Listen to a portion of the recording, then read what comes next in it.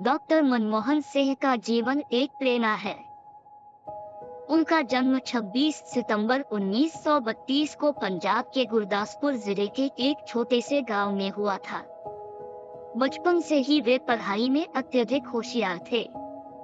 उन्होंने अपनी प्रारंभिक शिक्षा अपनी जन्मभूमि से प्राप्त की और फिर दिल्ली विश्वविद्यालय से अर्थशास्त्र में मास्टर डिग्री प्राप्त की।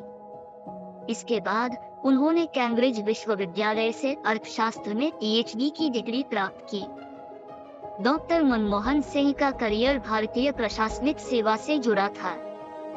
वे भारतीय रिजर्व बैंक में मुख्य सलाहकार के रूप में काम करने लगे। धीरे धीरे उनकी कड़ी मेहनत और ज्ञान के कारण उनकी पहचान बड़ी हो गई। 1991 में भारत की आर्थिक स्थिति संकट में थी और देश को एक नए मार्ग की आवश्यकता थी। प्रधानमंत्री पीवी नरसिंह राव ने डॉक्टर मनमोहन सिंह को वित्त मंत्री के रूप में नियुक्त किया। डॉक्टर मनमोहन सिंह ने भारतीय अर्थव्यवस्था में कई ऐतिहासिक सुधार किए, जिनमें अर्थव्यवस्था का उदारीकरण, निजीकरण और विदेशी निवेश को बढ़ावा देना शामिल था।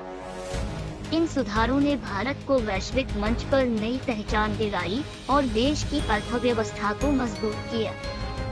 2004 में डॉक्टर मनमोहन सिंह को प्रधानमंत्री के रूप में नियुक्त किया गया। उनके नेतृत्व में भारत ने वैश्विक आर्थिक संकट से उबरने में सफलता प्राप्त की।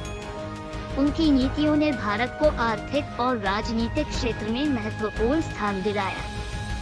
उनका जीवन एक संघर्ष, समर्पण और कार्य के प्रति प्रतिबद्धता का प्रतीक है। वे न केवल एक महान अर्थशास्त्री थे, बल्कि एक ईमानदार और दृष्टिकोण से समझदार नेता भी थे। उनके जीवन से हम यह सीख सकते हैं कि कठिनाई के बावजूद मेहनत और सही दिशा में प्रयास करने से सफलता मिलती है।